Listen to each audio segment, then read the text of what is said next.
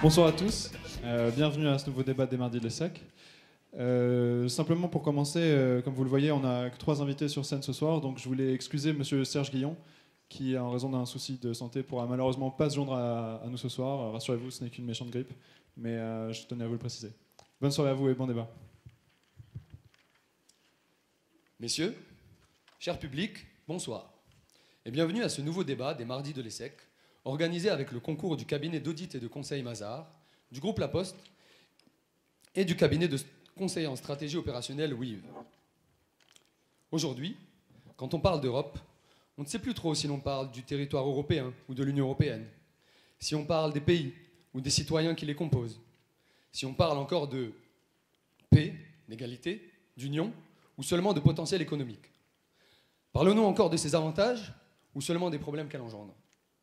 Aujourd'hui, le territoire européen compte près de 750 millions d'habitants, répartis dans 51 pays qui partagent des histoires, mais dont les passés sont différents. Des grands de notre histoire ont conçu pour ces derniers un futur partagé. Au commencement, ils étaient 6. 6 pays, motivés par l'éloquence de Robert Schuman, notre Gandhi européen et ses compères, les 7 fantastiques, les pères fondateurs de l'Union européenne, tous pris de cette ambition utopique, inattendue, après des années de guerre, celle de construire l'Europe. L'Europe. Donc généralement, quand on parle de quelque chose un peu comme ça, avec des invités prestigieux, tout le monde en costard, un peu comme danser dans l'air, c'est que ça va mal. L'euroscepticisme montant, l'immigration, la dette, l'absence d'un projet européen partagé, oui, l'Europe va mal. On aurait dû s'en douter. Europe. Le continent porte le nom d'une idiote complètement naïve qui s'est fait draguer par un taureau blanc sur la plage, qui s'est ensuite transformé en Dieu, lui a fait 3 gosses dans le dos de sa femme, dont 2 sont devenus juges de l'enfer, puis l'a marié à un pote à lui. Peut-être qu'à un moment, on aurait pu changer de nom. Bref. Mais attendez, cette histoire de naïfs qui se font séduire, puis les enfants, l'enfer, la finance, le mariage, les États-Unis, le traité de libre-échange, la mythologie serait-elle prophétique? Pardonnez-moi, je m'égare. Alors, nos chers invités. Nous réunissons ce soir 3 spécialistes, les Zinedine Zidane de l'Europe. Présentons-les dans l'ordre alphabétique. Yves Bertoncini, savoyard, diplômé de l'IEP de Grenoble et du Collège d'Europe à Bruges. Vous avez également étudié à l'Université de Californie à Berkeley et à l'IEP de Paris, où vous avez ensuite enseigné les questions européennes de 2001 à 2011. Brillant, très jeune, vous partez travailler à l'ambassade de France à Alger à 22 ans, puis pour le ministère des Affaires étrangères et européennes à 25. Vous êtes depuis 2011 directeur de Notre Europe, Institut Jacques Delors, un think tank dont l'objectif est fixé et de penser l'unité européenne. Si sur Twitter vous ne faites que retweeter, dans la vraie vie vous êtes auteur de plusieurs ouvrages et articles sur les enjeux européens et vous faites des enjeux politiques, rapport de pouvoir, démocratie, votre spécialité. Vous rêvez d'une Europe courageuse, ambitieuse et démocratique, dans la continuité de la pensée du père fondateur de votre institut. Rêvez, rêvez. Jean-Dominique Giuliani, le Marseillais. Je rêve de vous entendre dire ce soir le mot consensus. Haut fonctionnaire, licencié en droit, diplômé de l'Institut d'études politiques d'Aix-en-Provence, vous avez notamment été conseiller spécial à la Commission européenne, directeur de cabinet du président du Sénat René Monory, et vous faites partie depuis 2009 du conseil de surveillance d'Arte. Depuis 2000, vous présidez la Fondation Robert Schuman, un centre d'études et de recherche sur l'Europe. Selon vous, l'année 2014 devra être l'année des actes. Trop de blabla. Le droit doit arrêter d'être un obstacle. Vous recommandez aux dirigeants européens de s'éloigner des dérives technocratiques actuelles et conseillez aux futurs élus européens d'agir. Plus besoin de modifier les traités, ce sont les manières d'opérer qu'il faut faire évoluer. Jean Pisani-Ferry, doyen de nos invités ce soir, on vous définit comme un économiste d'influence. Parcours classique, école alsacienne, Louis le Grand, Supélec. Vous êtes directeur du Centre d'études prospectives et d'information internationale. Conseiller économique de Dominique Strauss-Kahn, expert pour la Commission européenne et le FMI, et professeur à l'École polytechnique et à Paris-Dauphine. D'ailleurs, vous y êtes frustré de voir les étudiants apprendre par cœur pour avoir de bonnes notes. Vous êtes un homme de discussion et de création. C'est ainsi que vous porterez en 2004 la fondation du think tank Bruegel, dont vous serez directeur de 2005 à 2013. Homme d'idées, connu pour être un grand débatteur. Oui, débatteur, ça existe, tu vérifies. Caractéristique que vous devez peut-être à votre côté Ferry, vous êtes aussi membre du cercle des économistes. membre du conseil d'administration du think tank Notre Europe et membre du conseil d'orientation du think tank En Temps Réel. J'espère pour vous qu'il y a des jolies filles dans ces think tanks parce que vous avez l'air d'y passer votre vie. Petit lot de consolation. Alors, bref, pendant un temps, pressenti à la succession de Richard Descoings, à la tête de Sciences Po Paris, vous êtes doublé par Frédéric Mion, après une élection un peu mouvementée, un peu bizarre, on ne sait pas trop. Petit lot de consolation, une boîte de chocolat, plus une nomination au poste de commissaire général à la stratégie et à la prospective. Votre mission est de taille, définir les grandes orientations économiques, sociales, culturelles et environnementales de la nation. Ce soir, vous partagerez avec nous votre analyse économique pointue de la situation de l'Union européenne. Tous trois brillants, influents, malgré des parcours longs mais différents, vous vous accordez sur un point. Le projet européen est lumineux, mais il manque un détail fondamental. L'adhésion des peuples au projet européen. Les dirigeants des grandes instances européennes ont du mal à trouver des solutions pour fédérer les pays au sein de l'Union. Laissez-moi vous suggérer une idée. Laissez tomber les traités, laissez tomber les négociations, créez une équipe de foot européenne. Vous imaginez un peu Cristiano Ronaldo, Ribéry, avec une équipe comme celle-ci, vous allez fédérer beaucoup plus de monde, beaucoup plus vite, je vous le garantis. En plus, non pas que je veuille m'attarder sur cette idée, mais imaginez, un différend diplomatique avec les Chinois. On organise un petit match de foot, c'est réglé. Les Américains font les difficiles au sujet de notre exception culturelle, on les allume. Ben oui, je pense aussi que le problème est là. On parle par exemple d'une éventuelle intégration de la Turquie dans l'Union européenne. Le peuple veut être consulté. Le peuple veut se sentir concerné. Et le respect des droits de l'homme dans ce pays, c'est pas qu'on s'en fiche, mais on a besoin de savoir si ça impactera directement notre quotidien ou pas. Le prix des kebabs va-t-il baisser, par exemple? Ça, c'est une question qui touche le quotidien des Français et des Européens. Et la France dans tout ça? Charles de Gaulle en était persuadé. Il n'y a pas de réalité internationale qui ne soit d'abord une réalité nationale. Le manque de cohésion interne en France permet en effet aujourd'hui aux extrêmes de bâtir un électorat eurosceptique, créant une dissonance dans le message d'exemplarité que la France se doit d'envoyer au reste de l'Europe. Convaincus que notre pays s'engouffre et se perd dans cette union, ils ne sont pas sans preuve. La France a perdu beaucoup de son influence et le doute planant sur notre futur n'a jamais été si immense. Que sera l'Europe de demain? Unioniste, fédéraliste, une partie du rêve des pères de l'Europe s'est aujourd'hui réalisée. L'Union européenne fonctionne en effet sur le papier. Chers invités, Charlotte, Agathe, à vous, dessinez ce qui, selon vous, fera de ce rêve d'hier une réalité de demain, ou pas.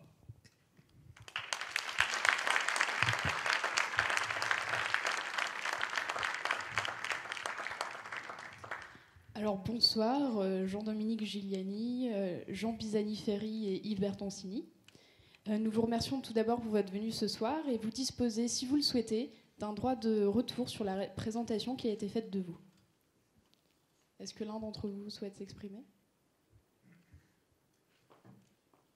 Non, alors, bonsoir à tous, merci beaucoup pour l'invitation. Non, la présentation a été parfaite.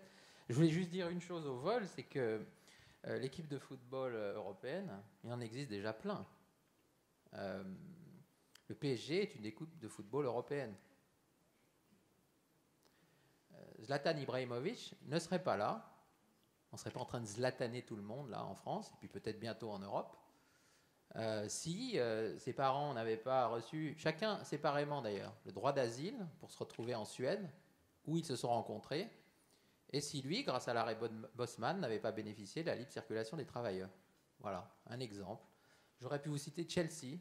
Chelsea, entraîné par un Portugais, où Eden Hazard, le Belge, passé par Lille, a marqué 3 buts le week-end dernier. Donc l'équipe de football européenne, elle existe. Et on peut l'envoyer jouer contre les Chinois ou contre les Américains qui sont nuls au football, de toute façon. Voilà. Voilà, donc je vous remercie pour votre retour. Vous ne souhaitez pas vous exprimer? Donc on va rentrer tout de suite dans le vif du sujet, puisque en mai prochain se tiendront les élections européennes.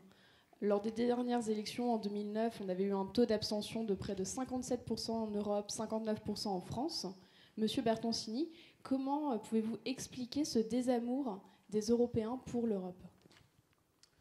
Je pense qu'il est totalement inadéquat de faire rimer abstention aux élections européennes et désamour. Alors, je vais prendre un exemple tout à fait récent. il y a eu des élections en Suisse, enfin non pas des élections, une votation en Suisse, un pays qui nous a été présenté comme exemplaire du point de vue démocratique, ce qu'il est sans doute, je veux bien le reconnaître. Le taux d'abstention aux élections fédérales suisses dépasse depuis 30 ans 50%. Il oscille entre 50 et 60%, le taux d'abstention. Si je renverse, le taux de participation aux élections fédérales suisses oscille entre 42 et 49% depuis 1979. Je ne vais pas prendre les exemples américains, parce qu'on va dire, oui, mais les Américains ne sont pas comme nous, c'est une autre démocratie, enfin bref. Pourquoi je dis cela ? Dans une communauté politique fédérale, ce qu'est l'Union européenne, c'est une fédération européenne d'États-nations. C'est une entité fédérale particulière, mais dans laquelle il y a des pouvoirs fédéraux et des institutions fédérales.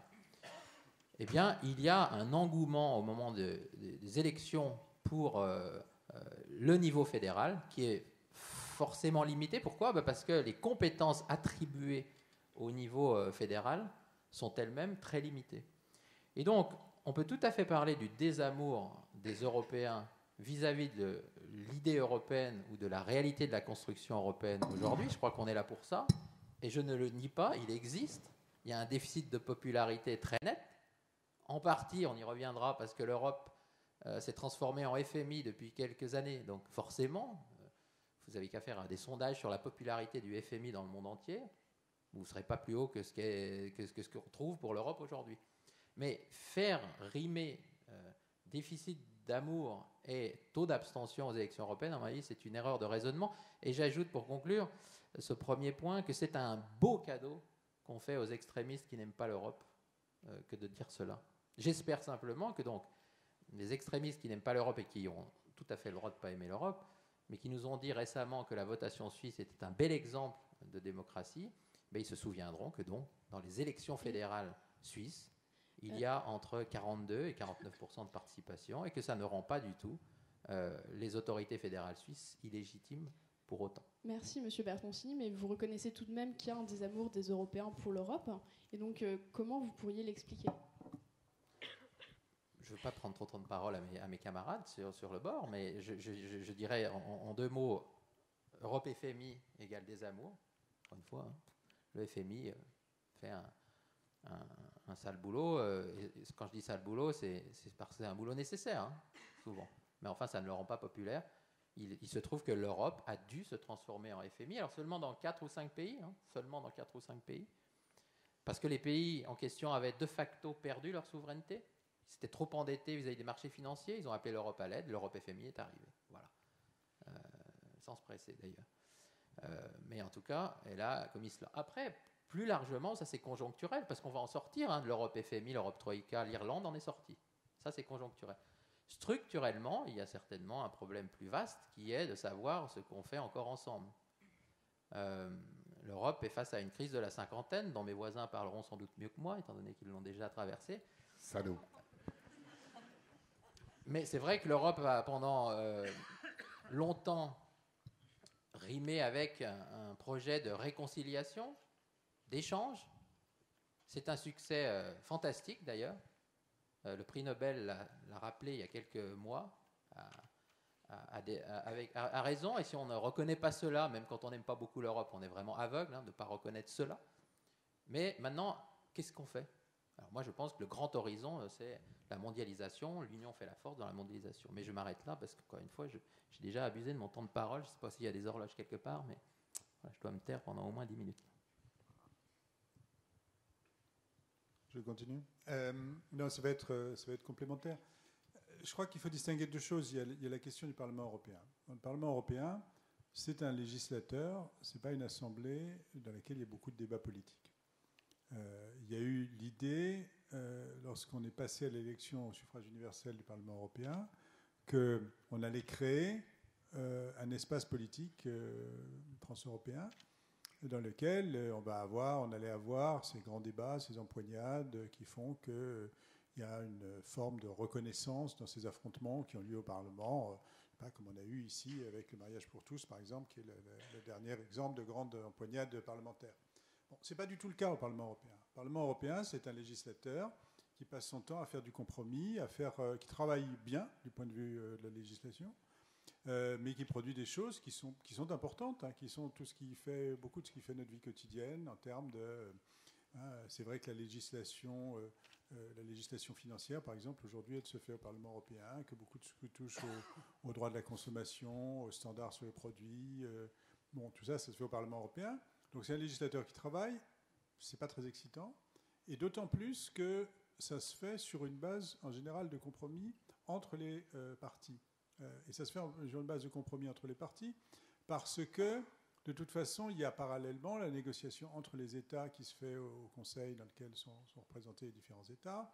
Et donc, il faut trouver une forme d'accord entre le Parlement et le Conseil. Et donc, ça se fait par des accords entre partis. Et bon, ce Parlement est organisé sur une base de rotation, la présidence entre partis. Donc tout ça, c'est exactement à l'opposé de nos représentations politiques. C'est à l'opposé de toute notre tradition de qu'est-ce que c'est qu'un Parlement. C'est un endroit où il y a, à un moment, encore une fois, on se reconnaît dans un camp contre un autre, dans une bataille symbolique. Il y a très peu, il y en a de temps en temps, mais il y en a très très peu de batailles symboliques au Parlement européen. Donc il me semble que de toute façon, c'est un peu ce que disait Yves Bertoncini, de toute façon, ça ne va pas passionner. De toute façon, ça ne va pas susciter une énorme adhésion. Hein, parce que ce sont des choses qui sont très, encore une fois, techniques, à intensité politique relativement faible. Alors, l'autre chose, mais ça c'est un phénomène qui effectivement est plus particulier, qui n'est pas lié aux institutions, c'est pourquoi est-ce qu'on n'est pas content de l'Europe? Parce que, simplement, sur un certain nombre de points, et d'abord en matière économique, la performance n'est pas bonne. Donc, si on interroge les citoyens européens, au fond, ils considèrent qu'il y a quelques responsabilités européennes qui sont surtout dans le domaine économique. Et ils ne sont pas contents, ils ont raison, parce que notre performance économique n'est pas bonne. Parce qu'on a fait un certain nombre d'erreurs dans la gestion avant la crise de la zone euro, on a fait un certain nombre d'erreurs dans la gestion de la crise financière internationale, et bon, ils en imputent la responsabilité à la gestion de l'Union européenne, ce qui est normal. On ne peut pas dire d'un côté l'Europe c'est fait pour vous apporter de la prospérité, et de l'autre côté, quand il n'y a pas de prospérité, dire que les citoyens se trompent en incriminant une responsabilité européenne. Il y a une responsabilité européenne, on pourrait y revenir, mais il y a un certain nombre d'éléments qui ont été effectivement fait l'objet d'erreurs et d'erreurs graves. Bon, est-ce que ça veut dire qu'il faut jeter l'Union européenne ou l'euro à la rivière? C'est autre chose. Quand on n'est pas content de son gouvernement, on ne pose en général pas la question de savoir est-ce qu'il faut se débarrasser du gouvernement en général. Il faut se débarrasser d'un gouvernement en particulier. Il faut changer de politique, etc. Donc il me semble qu'aujourd'hui, on est dans une réalité qu'on a un système de gouvernement à plusieurs niveaux. On a des questions légitimes qui sont posées par rapport à la performance dans la période récente. Il y a un certain nombre de dysfonctionnements qui tiennent justement à ce gouvernement à plusieurs niveaux. Disons, on est dans une réalité qui est notre réalité d'aujourd'hui, qui est celle qu'on a construite. Et donc, il y a peut-être un débat sur les orientations, un débat sur les performances qu'il faut distinguer d'un débat sur le système. Pour compléter les premières réponses de mes deux camarades et essayer de ne pas répéter ce qu'ils ont dit, que je partage, je dirais que nous abordons cette échéance 2014 qui concerne bien sûr les élections européennes, donc avec un vote populaire, suffrage universel, mais aussi le renouvellement de toutes les institutions européennes, la Commission européenne, le président du Conseil européen, enfin toutes les institutions vont être renouvelées autour de cette année. Nous les abordons dans de mauvaises conditions. Crise économique, Jean vient d'en parler, crise d'identité aussi, il l'a évoqué, c'est-à-dire que nous ne nous retrouvons pas dans une fierté d'appartenance à l'Europe, parce que nous avons l'habitude, et nous continuons d'ailleurs à voter sur le plan national et à avoir des gouvernements nationaux qui ont de larges compétences, et crise de doute, parce que ça c'est culturel, pas seulement aux Français, mais à l'Europe. Hein, je pense donc je suis, c'est-à-dire je doute, et donc je doute de ce que j'ai fait. Or, ce qu'on a fait, en réalité, avec la construction européenne, doit être jugé dans la durée pour essayer de sortir de ces trois crises. Et jugé dans la durée, en deux mots, au lendemain du second conflit mondial, deuxième fois au XXe siècle, normalement, l'Europe était sortie de l'histoire. elle n'aurait pas dû retrouver cette prospérité, se reconstruire, et elle l'a fait par quelque chose qui a anticipé un mouvement très important qui se déroule dans la mondialisation, qui est l'intégration régionale. C'était pour nous à l'époque, pour nos pères fondateurs, le moyen d'assurer la paix, l'intégration, s'intégrer avec ses voisins, partager avec ses voisins des compétences de l'État. Et chez nous, c'est important, l'État, puisque nous avons une tradition millénaire. Et donc, ce processus d'intégration, c'est la première fois dans l'histoire du monde qu'on a essayé de faire partager sur la base du volontariat par traité autant de compétences par autant de peuples et de nations. Et il a plutôt fonctionné, mais il a fonctionné avec toute une série, on y reviendra je pense, d'illusions. À partir du moment où, en gros, depuis le traité de Maastricht, on s'est un peu arrêté de travailler et on n'a pas complété la construction, lorsque la crise est arrivée, elle est arrivée d'ailleurs d'outre-Atlantique, elle a mis en évidence des faiblesses de gouvernance, des faiblesses des institutions, des faiblesses des traités, des faiblesses en n'ayant pas voulu partager un certain nombre de compétences économiques pour accompagner la création d'une monnaie commune. Et donc ces faiblesses, on a eu beaucoup de mal à les surmonter, mais la première leçon de cette crise, c'est que nous les avons quand même surmontées, sous la contrainte, avec des erreurs, comme le signale Jean Pisani, avec des hésitations, des lenteurs, mais elles ont été, dans un premier temps, surmontées, pas très bien, mais surmontées. Et donc 2014, c'est vraiment un tournant.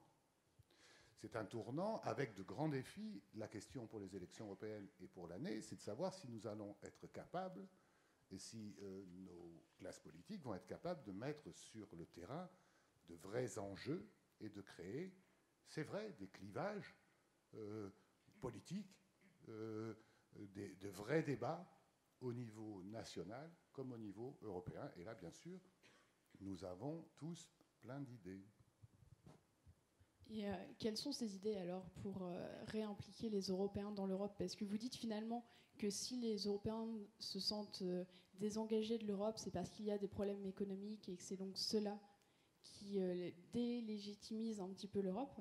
Donc comment pallier ce désamour selon vous? C'est simplement avoir une économie florissante? Je ne veux pas monopoliser la parole, mais ce n'est pas seulement économique. Jean Pisani-Ferry a raison, c'est d'abord économique, puisque l'intégration a permis quand même la croissance des années 60-70, la reconstruction de notre pays. Je rappelle quand même que dans les années 70, la France connaissait 6,5 de taux de croissance, parfois un peu moins, jusqu'à 6,5 en tout cas.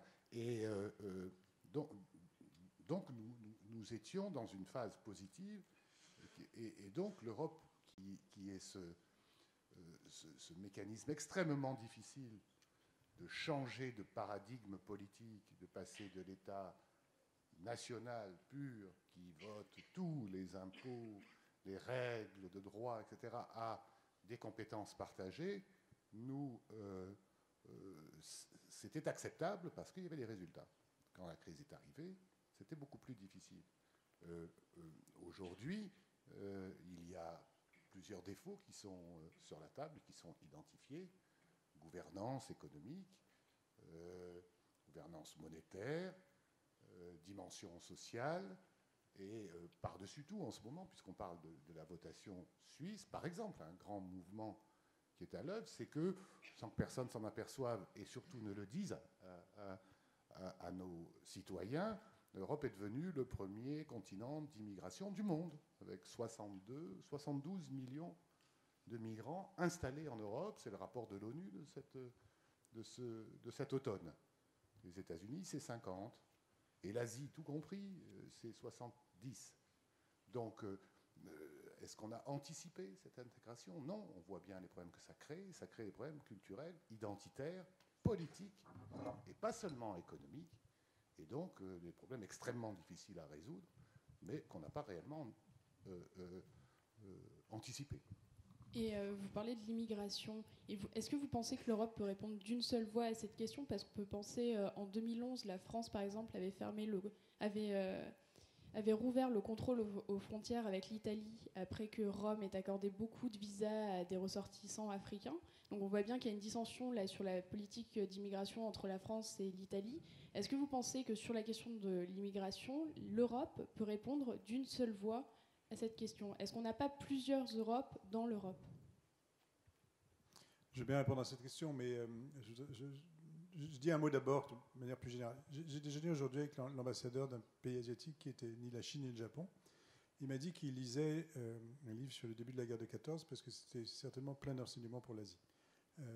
Donc il faut se rappeler ça quand même, qu'on a été capable de construire quelque chose que les Asiatiques, après la guerre de 40, n'ont pas été capables de construire entre eux, et dont on voit les effets aujourd'hui avec une tension de grande puissance qui monte et dont un certain nombre d'observateurs se disent où est-ce que ça nous conduit. Donc voilà, quand même des parallèles à faire. Maintenant, sur la question de l'immigration, évidemment, on va avoir des raisons d'avoir des attitudes différentes. On n'a pas la même géographie, on n'est pas exactement au même endroit. Mais si on regarde le problème d'un tout petit peu plus loin, on a quand même un continent qui est une partie d'un continent qui est relativement petit, qui est environné de zones qui sont des zones qui sont plus ou moins en difficulté. Et la pression démographique, la pression migratoire, elle va exister à l'égard de tous les pays européens. Donc on peut chacun, évidemment, dire on va gérer les choses à notre manière, tout seul. Mais ça veut dire qu'on va faire des murs partout, quoi. Hein, parce que si on veut effectivement contrôler la migration, ça veut dire qu'il faut faire entre la France et l'Italie comme on a fait entre les États-Unis et le Mexique. On fait un mur. Hein, peut-être les Alpes, ça sert de barrière, mais on peut, voilà. Et on laisse l'Italie toute seule alors? Comment? On laisse l'Italie toute seule avec les immigrés? Non, mais c'est ce que je veux dire. On va faire un mur, et puis on va faire un mur avec la Belgique, et puis on va faire. Enfin, là, ça n'a pas de sens. Aujourd'hui, si on veut traiter ce problème, c'est une politique effectivement européenne qu'il faut avoir, à la fois en termes de politique de visa, à la fois en termes de politique de contrôle aux frontières, et à la fois en termes surtout de politique d'accompagnement qui essaye de faire en sorte que les déterminants de ces flux migratoires commence à s'affaiblir, voire à s'inverser. Ça veut dire des éléments économiques, ça veut dire des éléments aussi de politique de sécurité commune, politique étrangère commune, parce qu'une partie de ces migrants, il faut se rappeler quand même, sont des réfugiés politiques aussi. Ce sont des réfugiés qui fuient des guerres. Hein. Donc il me semble que notre capacité à répondre à l'ensemble de ces problèmes, c'est vraiment, ce sont des sujets sur lesquels d'ailleurs on est assez défaillant aujourd'hui. Mais ce sont des sujets sur lesquels l'intérêt à agir de concert est considérable. Pour prendre un autre exemple de sujets sur lesquels il y a un intérêt européen commun et sur lesquels on n'est pas non plus très bon, c'est le sujet énergétique. La question de savoir qu'est-ce que les Européens, comment ils gèrent ce problème de la sécurité énergétique, comment ils gèrent le problème du mix énergétique et du fait que les gisements en termes de renouvelables ne sont absolument pas les mêmes d'un pays à l'autre. Il y a un intérêt assez fort à agir ensemble. Aujourd'hui, on a fait des morceaux, et certains pas dans la même direction.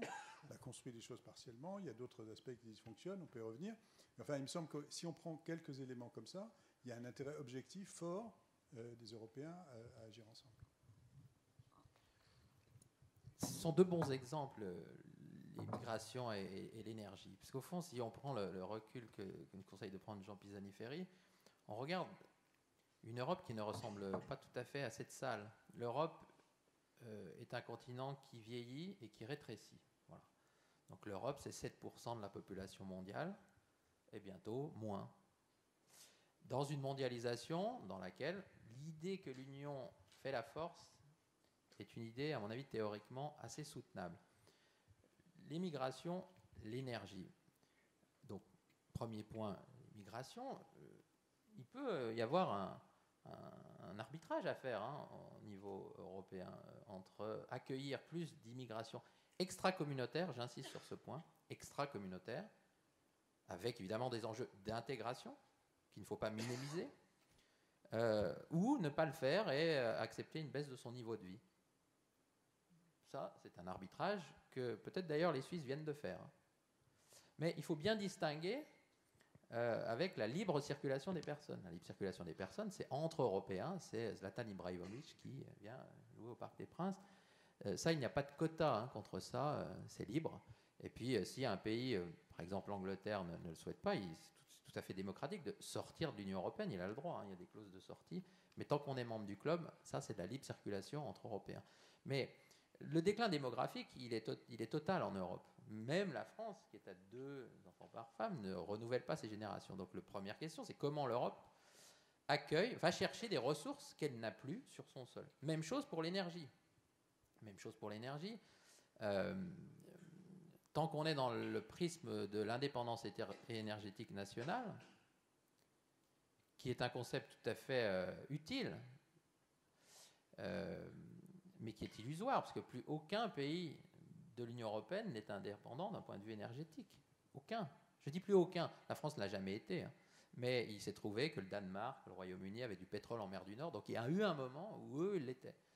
Donc maintenant, la question c'est, est-ce qu'on essaye de poursuivre une indépendance énergétique nationale dont il faut avoir des bases, certes, mais qui est inaccessible seule, ou est-ce qu'on considère que le défi de l'Europe, c'est en réalité la dépendance énergétique extérieure, qui nous est commune à tous, et à ce moment-là, essayons d'agir davantage de manière commune. Bon, Jacques Delors a proposé une communauté européenne de l'énergie.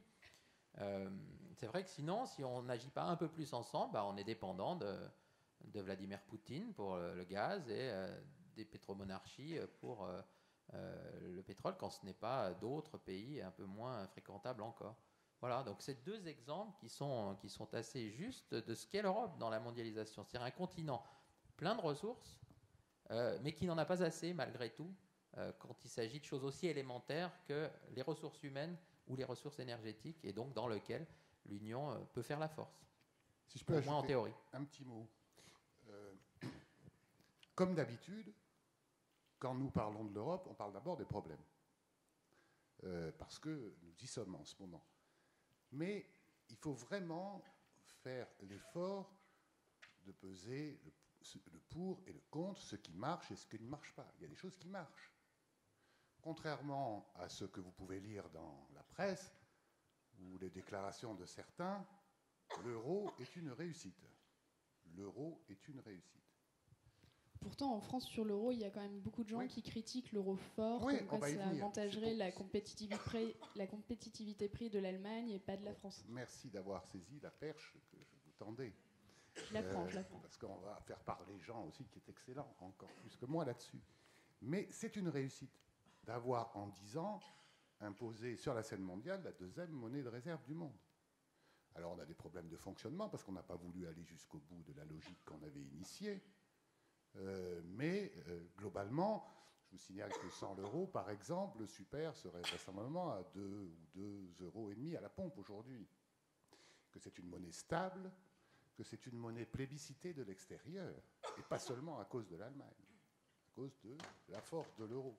Si l'euro est fort, c'est parce qu'il est acheté sur les marchés. D'accord ? Et si la Banque centrale, par exemple, comme certaines personnalités le suggèrent, le faisait baisser, je ne sais pas trop comment elle s'y prendrait pour y arriver. Et je ne suis pas sûr que seule elle y arriverait. Il faudrait la complicité de plusieurs banques centrales mondiales. Et je ne vois pas quel serait l'intérêt de la Fed ou de la Banque centrale japonaise pour faire baisser l'euro. Vous dites que l'euro est une monnaie qui finalement a réussi puisque c'est la 2e monnaie de réserve mondiale, etc. Mais si on se place d'un point de vue français, qu'est-ce que la France gagne dans l'euro et pourquoi est-ce que l'euro c'est bien pour la France ? Bien sûr qu'il y a des problèmes avec l'euro. Par exemple, dans les ventes d'avions, on entend tout le temps M. Gallois, son successeur, se plaindre parce qu'il vend en dollars et il doit faire ses comptes en euros. Mais d'abord, je cite... c'est toujours le Gallois. Voilà. Et son successeur, d'ailleurs, ne se plaint pas parce qu'il est devenu le premier constructeur mondial cette année, en 2013. Donc, si vous voulez, on va en parler en détail, mais ce que nous avons gagné, nous, Français, c'est la stabilité. C'est la stabilité de la monnaie. Au XXe siècle, nous avons dévalué 17 fois. Alors, vous avez toujours des théoriciens économiques qui disent, mais la dévaluation, la politique monétaire, c'est bien pour redonner de la compétitivité à l'industrie, etc. On l'a utilisé très souvent, trop souvent, mais qu'est-ce que c'est une dévaluation en termes démocratique. C'est de prendre un billet de 10 € dans la poche des Français, de dire demain, il vaudra 9. Voilà, c'est ça, en pouvoir d'achat, n'est-ce pas? Notamment pour tous les produits importés. C'est ça. Alors, moi, je suis de ceux, j'ai été élevé et j'étais l'étudiant de Raymond Barre, je suis de ceux qui pensent que la stabilité, ça vaut mieux que jouer avec la monnaie. Il se trouve que nos partenaires allemands, eux, ils ont une expérience historique bien plus dramatique et ils sont un peu plus rigoureux que nous sur le sujet. Mais je pense, moi, qu'avoir gagné la stabilité dans le long terme, c'est protéger le pouvoir d'achat, c'est avoir assuré à l'économie une stabilité relative. Il y a encore des choses à améliorer, mais je pense que c'est un succès. C'est sûr que l'euro nous apporte une certaine stabilité, mais pour autant, il est désavantageux pour certains pays et très avantageux pour d'autres. Il apporte quand même de nombreuses dissensions au sein de l'Union. Monsieur Pisani-Ferry, vous avez défendu ardemment l'euro au moment où on parlait d'une implosion de la zone euro, d'une sortie de la Grèce de l'euro. Pour quelles raisons exactement et pourquoi est-ce qu'on continue à garder cette monnaie qui n'a pas les mêmes avantages et les mêmes inconvénients pour tous les pays dans l'Europe? Moi, je suis assez de l'avis de... Je vais faire un peu de démagogie. Je suis de l'avis des Français. On dit, vous savez, il y a un sondage dans lequel on demande aux Français est-ce que l'euro était une bonne idée? Et 2 tiers disent non. Est-ce qu'il faut en sortir? 2 tiers disent non. Alors, je ne dirais pas que l'euro n'était pas une bonne idée, mais aujourd'hui, c'est la réalité dans laquelle on est. Et il faut mesurer ces options par rapport à cette réalité. Alors, pourquoi est-ce qu'on l'a fait d'abord? Il me semble qu'on l'a fait. C'est une entreprise qui est une entreprise de dimension exceptionnelle. Historiquement, ça ne s'est jamais fait. Il y a eu des tentatives de monnaie au XIXe siècle, mais il n'y a pas eu de tentative de cette ampleur de créer une union aussi large avec une institution, une banque centrale, un ensemble de règles, vraiment un ordre monétaire pour un ensemble de pays qui participaient. Du point de vue français, on l'a fait pour une raison très simple. On l'a fait parce que dans les années 80, les années 70 et les années 80, il y a eu une compétition entre les banques centrales et qu'on a perdu la bataille. C'est-à-dire que la Bundesbank est devenue la banque centrale dominante en Europe. Ce qui existait, c'était la Bundesbank. Et la Banque de France, c'était une institution qui avait une autonomie à l'époque, si on ne comptait pas en nanosecondes, mais enfin, elle avait une autonomie de quelques minutes. C'est-à-dire que quand la Bundesbank changeait son taux d'intérêt, la Banque de France changeait son taux d'intérêt quelques minutes après. Et elle n'avait évidemment aucune capacité à influencer la Bundesbank sur ses décisions de taux d'intérêt. Alors, elle aurait pu, évidemment, opter pour des changes flexibles. Elle aurait pu opter pour ne pas avoir donc de lien fixe avec les autres monnaies européennes. Il se trouve que les Français ne le voulaient pas. Il se trouve que la France a été le pays qui portait le plus l'idée que la stabilité des changes, c'était quelque chose d'important, c'était une manière d'éviter les distorsions, c'était une manière d'éviter que des pays, comme ça a été le cas par exemple pour l'Italie dans les années 90, fassent des dévaluations compétitives et se retrouvent dans une position monétairement avantageuse. Donc nous voulions d'un côté avoir la stabilité des changes, de l'autre côté, comme la Bundesbank avait gagné la compétition monétaire, elle n'avait pas gagné parce qu'on l'avait mis sur un piédestal, elle avait gagné simplement parce que dans un processus de concurrence, elle avait été celle qui avait produit de la stabilité, et du coup c'était à la Bundesbank que tout le monde se rattachait. Eh bien on était dans un régime de domination monétaire. Et la France, du coup, a porté le projet de dire faisons l'euro, c'est-à-dire arrivons à créer une monnaie commune et à retrouver une souveraineté, qui soit une souveraineté partagée. Et donc, au lieu d'avoir une banque centrale qui dirige l'ensemble du concert monétaire européen, mais qui soit une banque centrale nationale, ayant une banque centrale dans laquelle chacun ait un poids égal. En tout cas, la France et l'Allemagne est un poids égal en termes de représentation, de participation aux décisions, etc. Et c'est ça qu'on a fait. C'est ça qu'on a fait, c'est-à-dire qu'on a créé. C'est notre projet, l'euro. C'est pas le projet allemand. C'est pas le projet italien. Les Italiens sont rattachés. c'est bien sûr pas le projet britannique, c'est le projet des Français. Et ils l'ont fait pour cette raison. C'est-à-dire qu'ils l'ont fait pour retrouver une forme d'égalité monétaire avec l'Allemagne. Pourquoi l'Allemagne l'a accepté? Parce que le chancelier Kohl, à l'époque, s'est dit, cette position dominante de l'Allemagne, elle n'est pas tenable dans la durée. C'est-à-dire que cette position dominante de l'Allemagne, les autres ne peuvent pas l'accepter. Il n'y a pas de raison que l'Allemagne domine les autres pays. Par son poids économique n'est pas suffisant pour que ce soit le pays qui joue le même rôle que les États-Unis pouvaient jouer dans ce système monétaire international. Et donc, il a accepté ce partage. Voilà, et donc on a créé ça, et effectivement, du point de vue de la stabilité monétaire, on a réussi. Alors maintenant, si vous pensez que la Banque Centrale Européenne est une banque centrale allemande, qui fonctionne selon des règles allemandes et dans l'intérêt des Allemands, je vous invite à lire la presse allemande de ces jours-ci. Et vous verrez ce qui se dit sur tout le débat, sur les critiques dont la BCE a fait l'objet par la Banque centrale allemande, qui s'est opposée à un certain nombre de choix de la Banque centrale européenne, par un certain nombre de banquiers centraux. Vous avez eu 2 personnes qui ont démissionné par désaccord, l'un de la Bundesbank et l'autre du Conseil de la BCE, pour exprimer un désaccord avec l'orientation de la Banque centrale européenne. Vous avez la Cour constitutionnelle allemande qui, vendredi dernier, a rendu un avis en disant « Nous n'avons pas la capacité de juger, nous n'avons pas la compétence de juger de la politique de la BCE, mais nous pensons que ce qu'elle fait est très mal, et donc nous référons ça à la Cour européenne de justice. » Donc, il ne faut pas être complètement prisonnier de notre manière de voir les choses et de dire l'euro est trop fort et donc nécessairement ça fonctionne au bénéfice de l'Allemagne. Demandez aux Allemands, ils vous diront pas ça. Monsieur Pisani-Ferry, le désaccord il est quand même plutôt récent. C'est surtout depuis que Mario Draghi est à la tête de la BCE. Non, pas du tout. Pas du tout. Quand Jürgen Stark a démissionné, Jean-Claude Trichet était président de la BCE. Ça a commencé vers 2000. Ça a commencé en 2010, ça a commencé en mai 2010, quand la Banque Centrale Européenne a commencé à acheter des obligations grecques.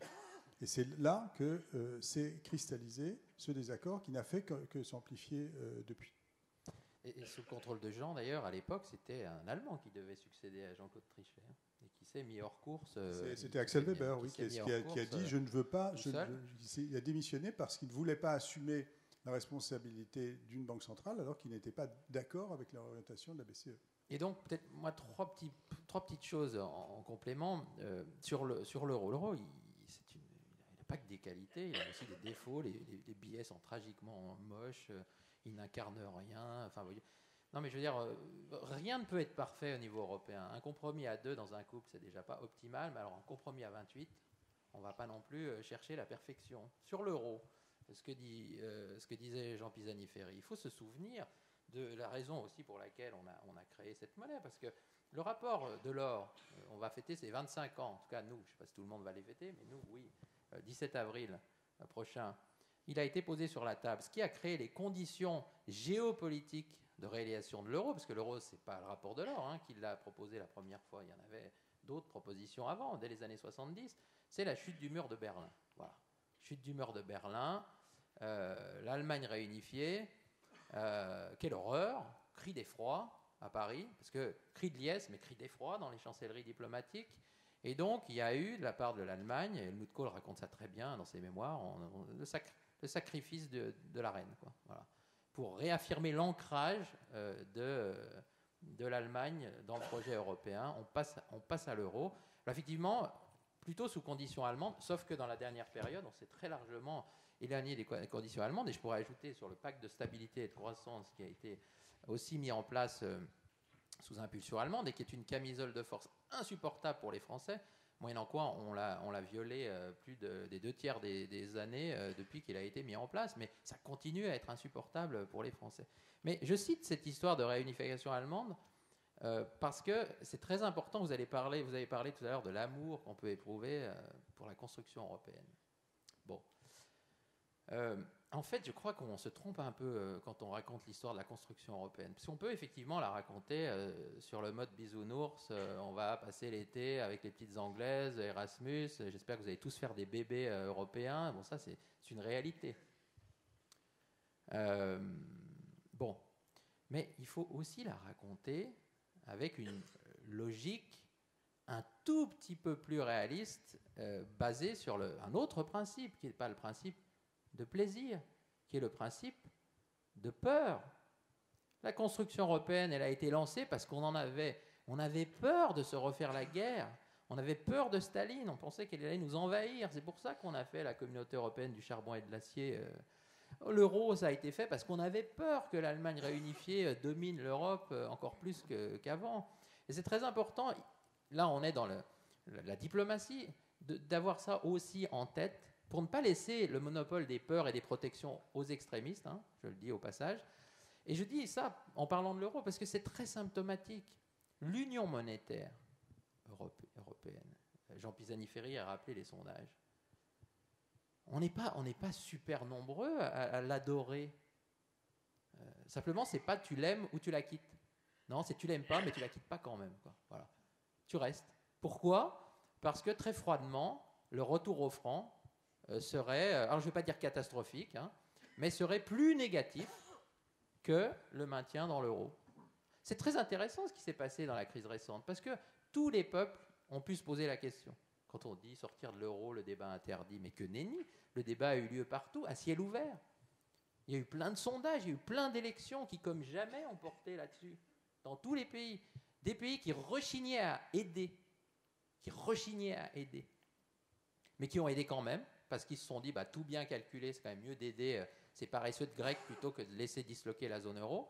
Et puis des pays qui rechignaient à faire des réformes structurelles, mais qui ont quand même consenti à les faire, parce qu'ils se sont dit, tout compte fait, c'est mieux de faire ça plutôt que de revenir à la drachme ou à l'escudo. Voilà.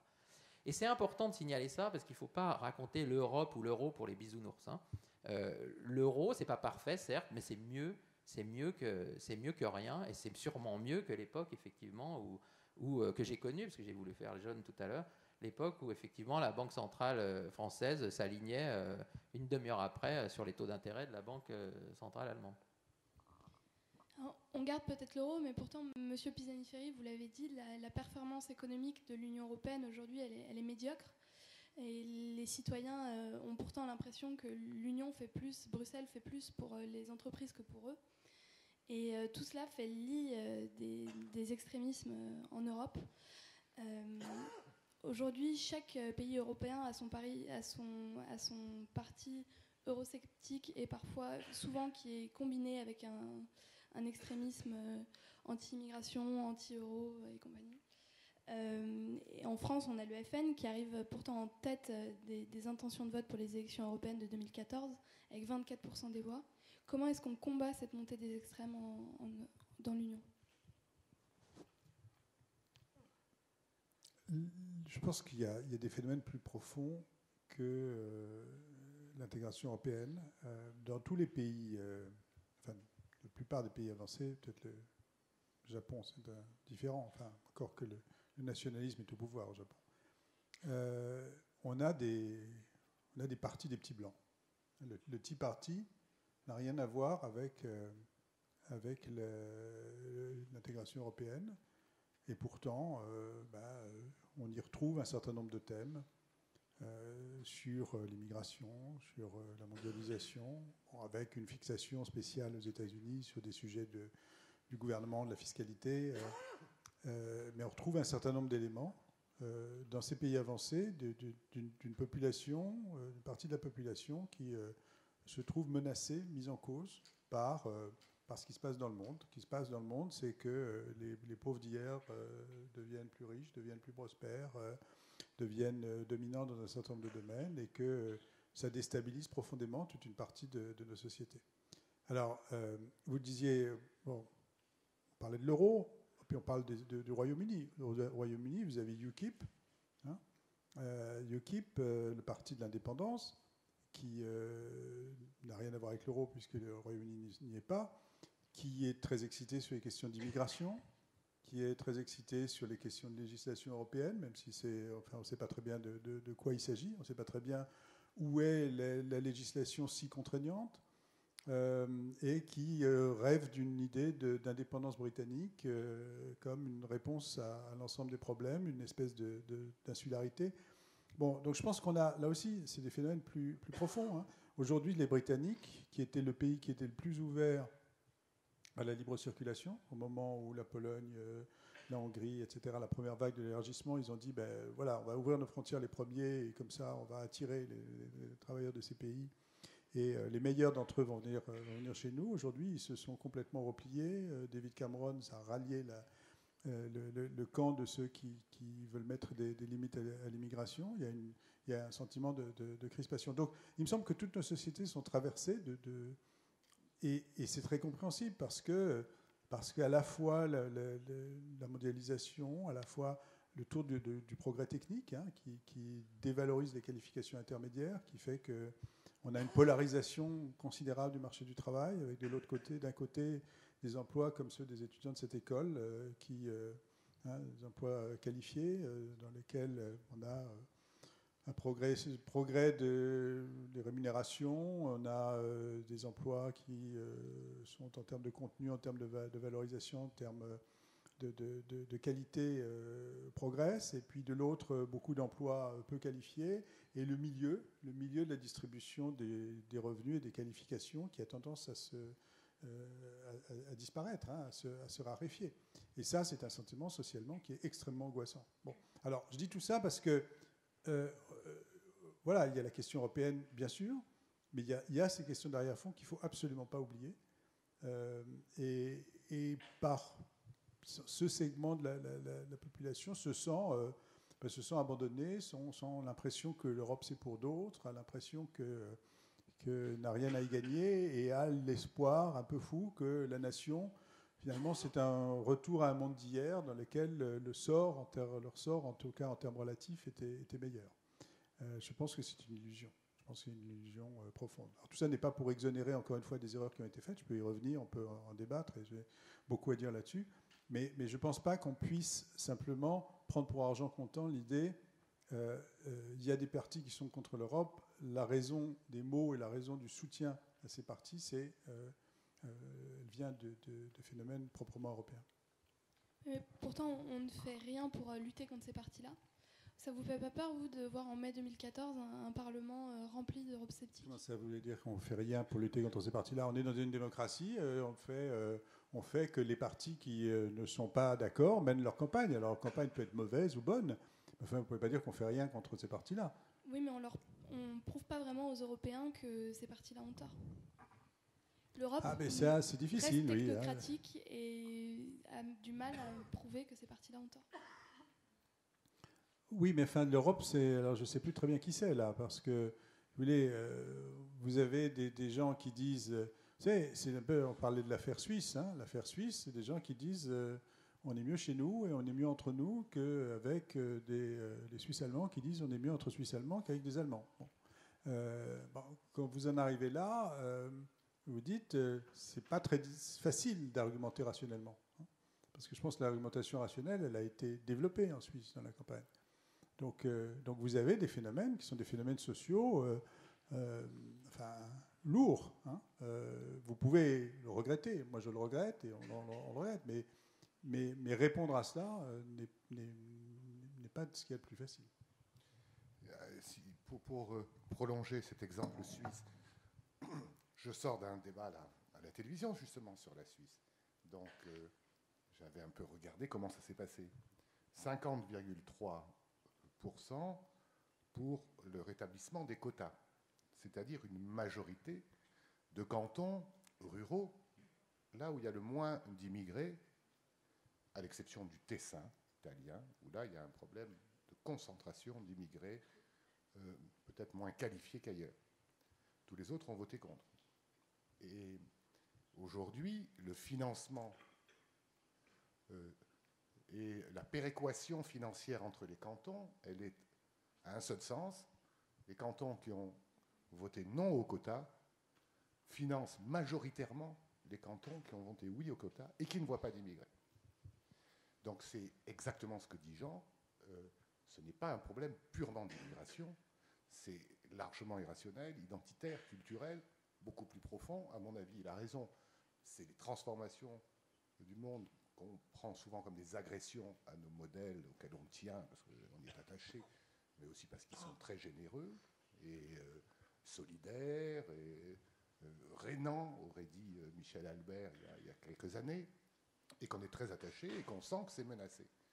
Et le plus difficile pour répondre à cette peur irrationnelle, c'est extrêmement difficile pour les hommes et les femmes politiques, disons-le très franchement.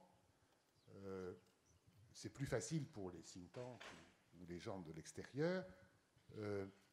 C'est de donner des explications aussi. Si par exemple, on vous explique qu'on peut arrêter l'immigration en Europe, ben ne le croyez pas. On peut la limiter, on peut l'organiser, etc. Mais ceux qui vont vous dire on va l'arrêter, comme on disait tout à l'heure, créer des murs, eh bien, ce sont des menteurs. Voilà. Donc il faut dire qu'ils sont des menteurs. D'ailleurs, je pense qu'une majorité de Français le pensent encore. Ça ne veut pas dire qu'il ne faut pas s'occuper du sujet, mais il faut l'élargir. Hein, je vois qu'on commence à reparler d'intégration. Ben oui, vraisemblablement, il y a aussi des modes d'organisation sociaux auxquels les citoyens sont attachés. C'était le cas en Suisse, avec le chalet, la vache, etc. Et eh bien, tout ça n'a pas beaucoup d'avenir. Et quand le citoyen s'en aperçoit, il considère qu'on remet en cause son modèle et qu'en plus il paye pour. Ce qui est d'ailleurs faux. Et donc nous avons dans tous les pays d'Europe le même phénomène, avec une immigration qui permet par exemple à l'Allemagne l'année dernière de gagner de la population alors que sa démographie est très basse. Une immigration donc qui est nécessaire, qui est mal organisée, et vraisemblablement des codes sociaux sur lesquels nous n'avons pas été assez rigoureux dans notre volonté de générosité dans la distribution des droits sociaux, droits personnels, non-discrimination, tous azimuts. Il y a un moment où les gens disent non. Et ils disent non de manière totalement irrationnelle, là où on ne s'y attend pas. Les Suisses ne s'attendaient pas au résultat du vote, parce que toute la communauté des affaires, le gouvernement, les grands partis politiques étaient hostiles à la réintroduction des quotas, faisant des démonstrations, expliquant que depuis qu'il n'y a plus de quotas en Suisse, ben ça correspond, peut-être d'ailleurs ça a un lien à une période économique plus favorable que celle de la zone euro, etc. etc. Et quand on regarde les immigrés suisses, ils sont majoritairement de l'Union européenne, ils sont d'abord italiens, allemands et français. Enfin, il y a plus de Suisses en France que de Français en Suisse aussi. Voilà, le double. Je vais juste ajouter quelque chose, comme je viens d'un village de Savoie où il y a des vaches et des chalets aussi, donc tout près de la Suisse, pour dire une chose rationnelle légale qu'il faut quand même retenir, c'est que l'exemple suisse montre que l'immigration de masse et le taux de chômage bas, c'est compatible, la preuve. Enfin, d'ailleurs, les pays où il y a beaucoup d'immigration, l'Allemagne, l'Autriche, ont un taux de chômage bas. Je dis juste ça au passage, je sais très bien que c'est trop rationnel légal de dire ça, mais ça infirme totalement l'équation populiste traditionnelle, trop d'immigrés, trop de chômage, au passage. Mais ça, c'est trop rationnel légal, vous avez tout à fait raison de dire qu'il y a malgré tout un enjeu qui est plus identitaire. Un enjeu identitaire, et ça, moi je ramène ça à ce que je disais précédemment. L'Europe, les Européens sont vieux, vieillissent, et c'est un continent qui rétrécit à l'échelle mondiale. Les Européens ont dominé le monde pendant 5 siècles au moins, et puis, puisqu'ils se sont entretués sans relâche pendant quelques décennies, eh bien, ils se sont réveillés en 1945, non seulement en ne dominant plus le monde, parce que ça a lancé les décolonisations, mais aussi en ne se dominant même plus eux-mêmes, puisque leur sécurité dépendait de 2 puissances extra-européennes, les Américains et puis les Russes. Si on veut bien considérer que les Russes ne sont quand même pas complètement européens. Bon. Et donc, les Européens vivent, et c'est très très prégnant dans un pays comme la France, le malaise français, c'est que nous avons été rois, et puis maintenant, nous descendons l'escalier, et puis dans l'escalier, on croise ceux qui montent l'escalier. C'est d'ailleurs pour ça qu'on a fait l'Europe aussi. Vous avez cité tout à l'heure le général de Gaulle. Il disait que c'est le levier d'Archimède de la France, l'Europe. C'est le multiplicateur d'influence. C'est d'ailleurs pour ça que l'Europe nous énerve. Parfois parce qu'on n'arrive pas à en faire une France en grand ou un levier d'influence à notre service. Ce n'est pas dénué de contradictions pour la France d'ailleurs, on pourrait y revenir. Mais le général de Gaulle disait autre chose, j'aime bien dire ça, parce que quand on parle d'Europe, on invoque le général de Gaulle de manière trop rare. Il disait, au fond, quand les Français vont mal, il faut leur parler de la France. Alors, je ne vous le fais pas avec l'accent, parce que là, j'étais définitivement pas né quand il disait ça. Mais je crois qu'il faudrait parler d'Europe aux Européens, mais d'Europe dans le monde. Parce que les différences, il y en a plein. Moi, dans mon village, avec les vaches et le chalet, j'ai vu mon parrain la semaine dernière qui m'a dit, mais t'as vu tous ces étrangers qui viennent s'installer là? Les étrangers, ils viennent de Chambéry, hein. C'est à 25 km. Hein. Donc on peut continuer à regarder les différences. Moi, j'ai un chef-lieu de canton, mais alors ceux du dessus, là, le village du dessus, il ne faut surtout pas leur parler. Bref. Non, il faut regarder, à un moment, il y a un problème de focal. Et je trouve que c'est très important de le dire à l'approche des prochaines élections européennes. On a passé 5 ans à se demander ce qui différenciait un Grec d'un Allemand, d'un Finlandais, d'un Français. Bon. On peut continuer comme ça à l'infini. Pendant ce temps-là, le monde continue à tourner. Avant la crise, il y avait le G8, les Européens étaient majoritaires. Maintenant, il y a le G20. Ils ne sont plus que minoritaires. Et puis, toutes les projections nous expliquent que dans le G8, en 2050, il n'y a plus d'Européens. Plus un seul, même pas l'Allemagne. Donc, il faut juste se dire que peut-être entre Européens, dans ce monde qui ne nous attend pas, qui ne nous est pas forcément hostile, hein, il y a des menaces et des opportunités, bien sûr, il faut se regarder un tout petit peu moins le nombril et puis s'unir, pas partout. Bien sûr que la sécurité sociale reste nationale, il y a plein de choses qui restent nationales, mais dans un certain nombre de domaines. Voilà, c'est tout. Et si on ne situe pas le débat sur ce registre-là, c'est-à-dire le registre mondial, le registre international, eh bien après, on peut retomber dans des choses, des problèmes qui sont réels, bien sûr, mais c'est comme l'union monétaire, rien n'est parfait. La libre circulation, c'est pas parfait. Mais pour conclure sur un point, vous avez parlé des populistes. Moi, sur l'union monétaire, contrairement à Jean, mais parce que Jean est beaucoup plus expert que moi, je n'ai jamais pensé qu'une dislocation était possible. Là, c'était moi le bisounours, pour le coup. C'est trop important, l'Europe. L'euro, c'est trop politique. Too political to fail. C'est trop politique. Les États ne laisseront pas tomber ça. Et ils l'ont d'autant plus fait que les opinions publiques étaient en phase. Parce qu'encore une fois, rappelons-le, vous ne trouverez aucun sondage, aucun jamais, ou alors vous me l'amenez, hein, parce qu'on a surveillé pendant 4 ans, disant « nous préférons le retour à la monnaie nationale ». Aucun jamais, jamais. En revanche, je le dis ici devant des jeunes gens, même s'il n'y a pas que des jeunes gens, la libre circulation des personnes, c'est pas comme l'air qu'on respire. Les populations européennes sont beaucoup plus fragiles sur un principe comme celui-là, qui n'est pas du tout naturel, qui est antinaturel. C'est mon président, Antonio Vitorino, qui a 4 fils, qui a été commissaire européen à la police, à la justice, qui dit toujours, tu sais, pour mes enfants, ça marche pas, ils pensent que c'est comme l'air qu'on respire. C'est pas vrai, c'est pas comme l'air qu'on respire. Et l'enjeu des élections européennes prochaines, c'est pas que les populistes vont gagner, mais bien sûr que non, ils vont pas gagner. Bien sûr que non. Quand le Front National sortira premier parti de France, ça fera beaucoup plus de tort à l'influence de la France qu'au fonctionnement du Parlement européen. L'extrême droite ne va pas gouverner le Parlement européen. Mais même dans les projections les plus folles, ils auront 40, 50 sièges. Non, l'enjeu n'est pas du tout celui-là. Ça restera ce qu'a dit Jean, une logique de coalition entre la gauche et la droite. Le vrai enjeu, c'est de savoir qui va gagner, parce que c'est très serré d'ailleurs. La droite a gouverné les dernières années, la gauche pourrait gagner. Mais le vrai enjeu sous-jacent, c'est aussi de savoir si les partis mainstream, les partis de gouvernement, vont reprendre à leur compte les diatribes populistes. C'est ça le danger pour la construction européenne. Alors moi, mon conseil, c'est aller voter. Tous, il y a plein de partis, hein, il y a plein de partis. Si vous aimez la libre circulation, évitez de voter pour l'extrême droite, parce qu'ils ne l'aiment pas.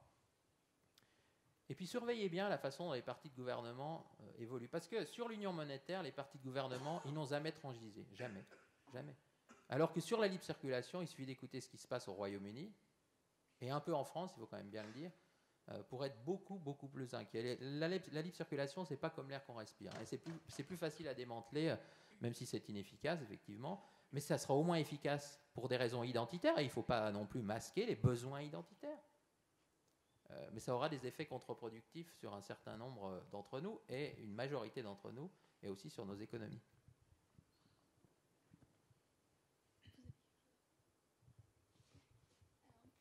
Je vous remercie pour toutes ces réponses. L'Europe, c'est un sujet qui est très complexe et très riche, et on avait encore de nombreux thèmes à aborder, notamment des thèmes d'actualité comme l'Ukraine. Bon, il est l'heure de passer aux questions de la salle. Donc des micros vont passer. N'oubliez pas de vous présenter avant de poser votre question. Bonsoir, je suis étudiant en master de la Grande École et membre d'Europa ESSEC, et en fait je voulais vous poser une question aussi par rapport au thème de ce soir qui était le je t'aime moi non plus, mais du point de vue de l'Europe, parce qu'on voit quand même aussi avec les désignations de tête de liste et plus largement des candidats aux européennes, que finalement en France on envoie essentiellement des candidats médiatique qu'il faut recaser quelque part.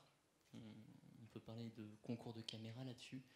Et est-ce que finalement le problème c'est pas que l'Europe nous rend ça quand on dit que l'Europe ne nous aime pas?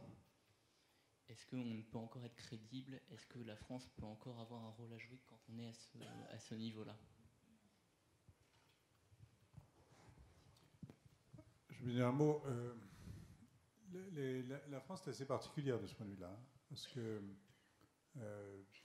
il y a la question de savoir quelle est la qualité moyenne des parlementaires qu'on envoie, et puis il y a en plus la question de savoir quel est le degré d'investissement, c'est-à-dire quelle est la présence des parlementaires, des députés au Parlement européen, quel est le renouvellement, parce que c'est quand même un domaine dans lequel il faut investir un peu pour se faire entendre, se faire connaître.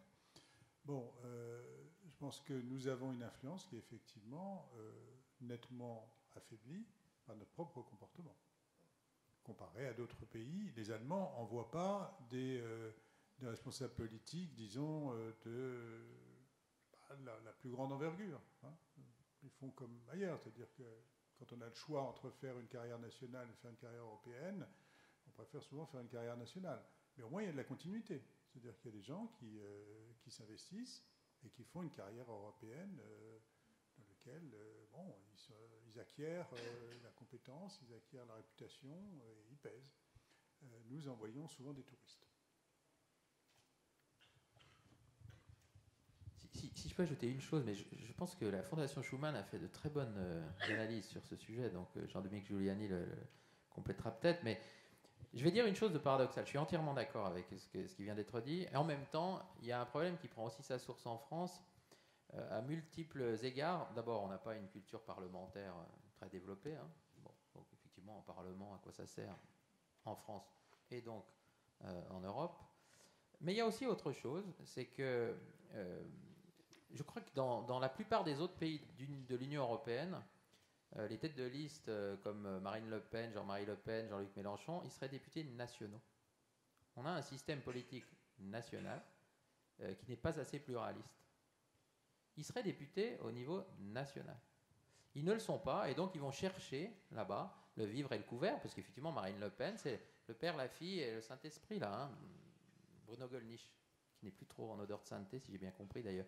Mais ils sont plus que 3, les députés du Front National. Mais compte tenu de ce que représente le Front National en France, qui ne me plaît pas du tout, hein, mais je suis quand même bien obligé de reconnaître qu'il devrait avoir un peu plus d'élus, peut-être, à l'Assemblée nationale française. Moyennant quoi, il ne serait pas en train d'aller faire les touristes à Bruxelles. Je parle là des têtes de liste. Pour les autres, c'est vraiment lié à la culture politique française, effectivement.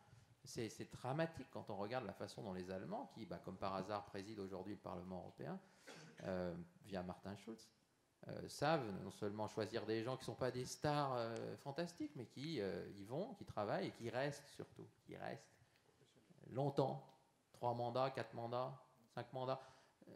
Les députés européens qui sont restés le plus longtemps, c'était Francis Wurtz d'un côté et Jean-Marie Le Pen de l'autre, avec 4 Allemands. Voilà. Mais pourquoi Francis Wurtz et Jean-Marie Le Pen? Parce qu'ils n'étaient pas députés nationaux. Pardon. Voilà, donc je crois qu'il y a un problème de culture politique, effectivement, ça dessert la France et son influence. Et puis il y a aussi quand même un problème de système politique qu'il faudrait peut-être revoir. A-t-on une autre question dans la salle?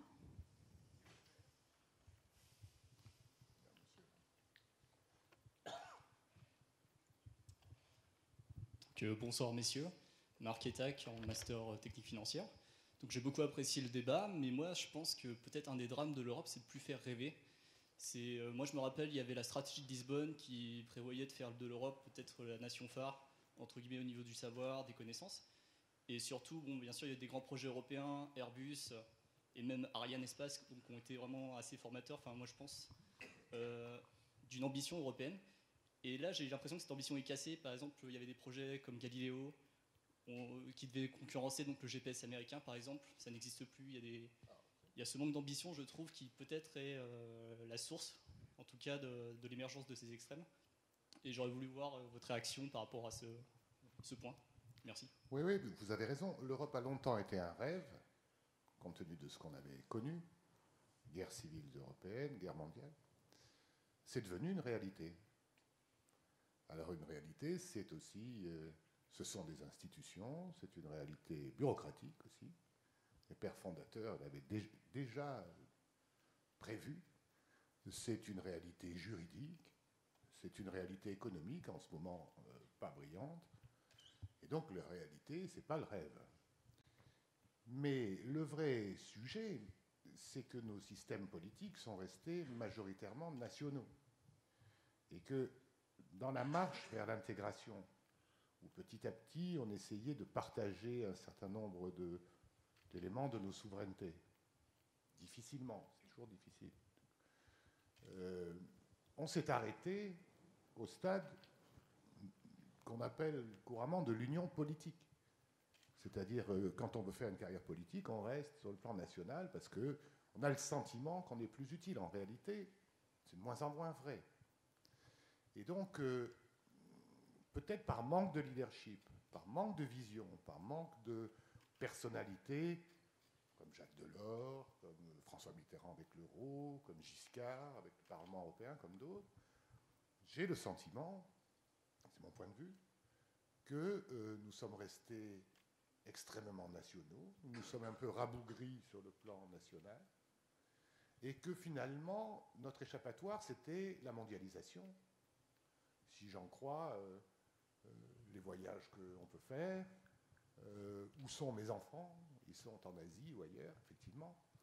Et que donc, on a négligé l'Europe. Et ça, c'est vrai, c'est une grave erreur que j'impute depuis 20 ans, en gros, à nos dirigeants, pas seulement les Français, de toute tendance, c'est d'avoir posé le sac, en quelque sorte. Le référendum de Maastricht a été dur à gagner, il y a eu de vrais débats. Et puis après, on avait fait quelque chose d'assez incomplet, la monnaie unique, on l'a dit. On a posé le sac et on n'a pas continué la marche de l'intégration, posant les vrais sujets. Un exemple. Défense, sécurité, on voit bien qu'on n'a pas progressé depuis 1998, où nous voulions tirer les leçons des guerres de l'ex-Yougoslavie, alors que 82% des Français, dans les sondages, c'est constant depuis 20 ans, sont pour une armée européenne. Alors, je suis un peu spécialiste du sujet, je sais que ce n'est pas pour demain, mais ils sont favorables. Il faut donc que quelqu'un se lève au plus haut niveau de l'État, en France, dans d'autres pays, en Allemagne, etc. C'est des processus démocratiques plus lents, plus partagés, plus fédéraux, mais qu'il y ait des leaders qui se lèvent pour le proposer. Et nous ne les avons pas eus. Il faut être clair. Il y a une responsabilité historique. Je ne mets pas de nom, vous pouvez les mettre. Et d'ailleurs, il y en a pour tous les camps et pour tout le monde. Quand Jacques Delors a proposé le marché unique, quand il a initié la monnaie européenne, il l'a fait dans la durée, à sa manière. Quand Giscard a fait élire le Parlement européen au suffrage universel direct avec Schmitt, ils ont pris leurs responsabilités, ils ont été traités de traîtres à la patrie à l'époque. Aujourd'hui, tout le monde considère que c'est bien. Donc vous voyez, il y a dans le processus politique une marche que nous appelons dans notre jargon l'union politique, on n'a pas voulu franchir par facilité. Et aujourd'hui encore, il y a des sujets qu'on ne veut pas aborder parce qu'on n'est pas d'accord en Europe. La fiscalité, etc. Il faudrait parler de fiscalité. Le président de la République l'a même dit dans sa conférence de presse. Donc on le sait depuis longtemps, on sait qu'il y a des blocages, on sait qu'on n'est pas d'accord, mais si vous pouviez retenir ça aussi de notre soirée, nous ne sommes a priori d'accord sur rien en Europe, car nous avons nos traditions. Et c'est pour ça qu'on a inventé des institutions communes, des règles communes, des lieux, des salles de réunion, des tables à Bruxelles où Quand on n'est pas d'accord, on va se mettre autour de la table, alors qu'il y a encore 100 ans, on se mettait à la tête de l'armée. Bon. C'est donc un progrès gigantesque. Les gens ont raison de dire qu'en Asie, on regarde l'expérience européenne, on la regarde en Afrique. En Afrique, il y a la communauté de la SADC, en Afrique du Sud. J'ai eu l'occasion d'examiner. Elle a créé les mêmes institutions que l'Union européenne, avec une cour de justice, il y a une commission, etc. Alors, évidemment, c'est culturellement assez éloigné de notre modèle, mais parce qu'ils ont dit c'est ça qu'il faut qu'on fasse. On voit bien que les Sud-Américains triturent la marmite depuis des années pour essayer le Mercosur, l'Union andine, etc., d'avoir des processus d'intégration comme nous. Et donc, si on ne pouvait retenir qu'une chose, c'est que, bien sûr, on est d'accord sur rien quand on veut parler de la sécurité en Centrafrique ou une intervention en Centrafrique. A priori, on n'est pas d'accord. Mais quand même, nous avons inventé des procédures, des règles, un Parlement européen, des institutions qui nous permettent d'en parler. Alors, ce qu'il faut maintenant, c'est que se lèvent des responsabilités, et il faut l'exiger, se lèvent des responsables qui fassent des propositions audacieuses et qui prennent leurs risques. Le 21e siècle, c'est quand on prend ses risques. Et si l'Europe prend ses risques, elle a tous les atouts pour réussir. Il nous arrive de voyager, vous aussi, quand je rentre des États-Unis, quand on va en Asie, l'Europe garde des atouts formidables. D'abord parce qu'on la regarde et que de la mode à la culture, jusqu'à son économie qui a une force réelle et qui reste quand même tout cumulé le premier PIB de la planète, même après la crise, et même si ça ne va pas durer longtemps, nous avons donc tous ces atouts-là. Et c'est pour ça que cette année 2014 est un tournant important. Si nous arrivons à créer un mouvement d'intérêt, peut-être y aura-t-il quelques leaders, femmes ou hommes, qui acceptent de prendre leurs risques pour valoriser ces atouts. Peut-être, si vous permettez, un complément sur le fait qu'effectivement, il y a un enjeu de leadership. On est dans une génération intermédiaire. On a eu des pères fondateurs, ensuite, on va dire des fils fondateurs, Jacques Delors, Helmut Kohl, François Mitterrand, et puis maintenant, on attend les petits-fils, peut-être qu'ils sont dans la salle, s'ils se signalent, ils sont les bienvenus. Moi aussi, je peux être démagogue, non, tu vois. Non, plus sérieusement, le rêve. Vous parlez de rêve. Alors, je reviens un peu à mon expression rabat-joie de tout à l'heure. Bon, le rêve européen, il se voit de l'extérieur. On n'a pas parlé de l'Ukraine, on aurait dû. Le rêve européen, c'est Jeremy Rifkin qui a écrit un livre là-dessus. Quand mon président d'honneur, Pascal Lamy, se balade, ça lui arrive assez souvent, il rencontre des gens qui lui disent « Mais moi, je vois très bien qu'il y a des Européens, je vois très bien ce que c'est, l'Europe. Il y a un modèle européen. » Enfin, moi, ce qui me déprime un peu, c'est de voir la jeunesse fascinée par la Chine, etc. Enfin, c'est terrifiant, la Chine. Enfin, franchement, le modèle européen, c'est l'efficacité économique, certes, mais aussi le souci de cohésion sociale, la préoccupation environnementale, le tout dans un cadre démocratique, et puis si on est au niveau bruxellois, uni dans la diversité, dans un cadre pluraliste. C'est ça, c'est la conciliation de ces quatre choses-là. Vous pouvez regarder aux États-Unis, vous pouvez regarder en Chine, c'est pas comme ça. Moi, j'ai aucune envie de vivre en Chine, même à Shanghai. Il se trouve que je suis allé quelques fois en Chine. Enfin, franchement, c'est terrifiant. C'est terrifiant. Mais, y compris dans les écoles de commerce, petite pique pour finir, on est fasciné par le taux de PIB de la Chine. Bah ouais, le taux de PIB de la Chine, formidable. Mais le reste, le pluralisme politique, la cohésion sociale, la préoccupation environnementale, enfin, faut se boucher le nez dans les villes chinoises. Quand on est à l'entrée, j'ai un souvenir précis à Xi'an, j'ai vu ce que Dickens et Zola décrivaient. J'étais définitivement pas né quand Dickens et Zola décrivaient. Bon, il y a un modèle européen. Voilà. Et ce modèle européen qui nous unit dans notre diversité, il va falloir peut-être se rendre compte qu'il faut le promouvoir d'abord, parce qu'El Lamy raconte qu'on lui dit qu'on a besoin de l'Europe pour civiliser la mondialisation. Pas la maîtriser, pas la contredire, enfin, la civiliser. Et puis il y a des valeurs européennes. Et puis c'est vrai que pour défendre nos valeurs, nos intérêts européens, eh ben, on aura de plus en plus la nécessité de s'unir. Il n'y a pas de fatalité historique, hein. On peut très bien ne pas s'unir, se désunir, être un tout petit peu moins efficace économiquement, un tout petit peu moins cohérent socialement, il y a plein d'arbitrages, mais ça c'est les élections, il faut voir.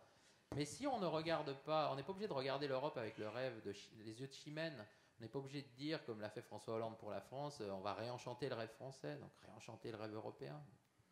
Mais au moins, regardons le modèle que constitue l'Union européenne dans la mondialisation et essayons de le défendre. Ça serait déjà pas mal, même si ça va peut-être pas susciter l'enthousiasme déraisonnable que ça devrait susciter. Petite précision. Yves l'a pas dit, bien qu'il soit un latiniste brillant. La devise européenne, c'est, nous l'introduisons en français, unis dans la diversité, mais en latin, c'est e pluribus unum. Ça veut dire, de la diversité, nous tirons notre unité. C'est pas la même chose, n'est-ce pas? Ça veut dire que nous respectons les diversités et qu'elles font une unité différente qu'on a du mal à définir, ce qui est d'ailleurs le problème de l'identité européenne, du sentiment d'appartenance qui manque et qui devrait... moi, par exemple, chaque fois qu'il y a des Jeux Olympiques, sur le site de la Fondation Schuman, on publie, et vous l'aurez, les médailles de l'Europe, comme s'il n'y avait qu'une équipe européenne. Alors évidemment, on enfonce tout le monde, n'est-ce pas? Bon, c'est une caricature, mais c'est pour inciter à la réflexion. Voilà, on n'en veut pas aux équipes nationales, etc., parce que justement, on veut respecter la diversité.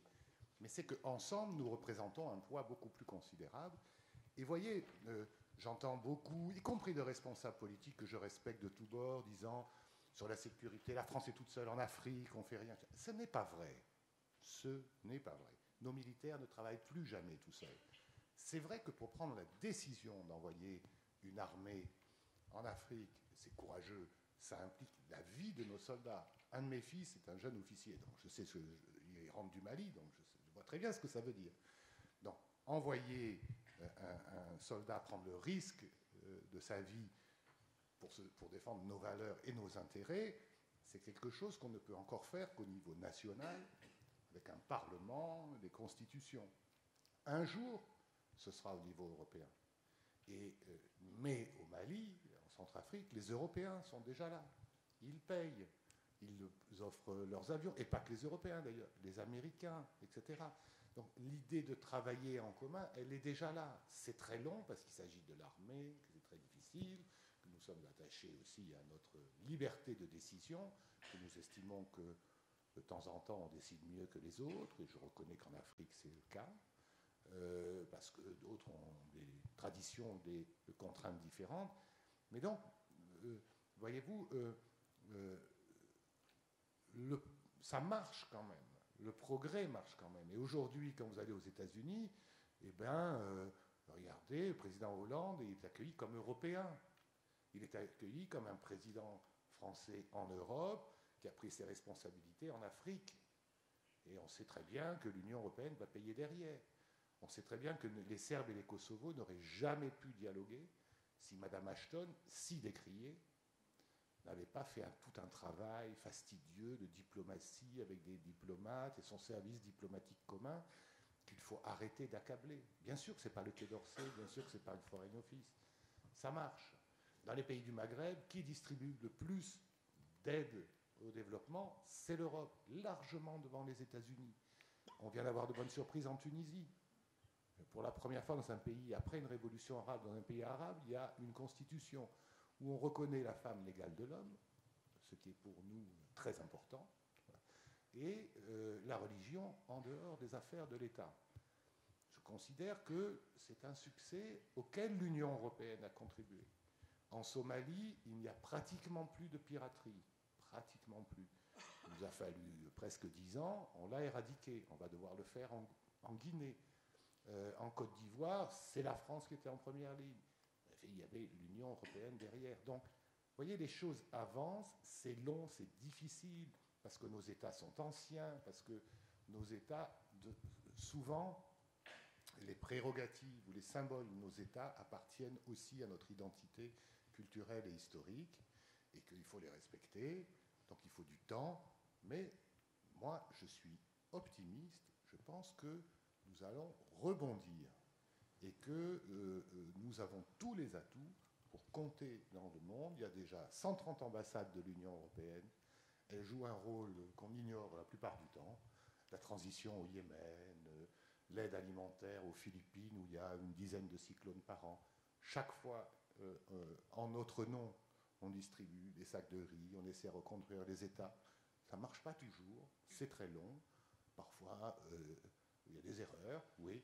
Mais globalement, qui aurait pu imaginer, il y a 50 ans, qu'on serait arrivé là?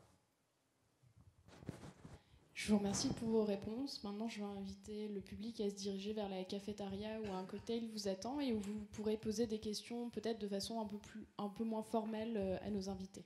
Merci.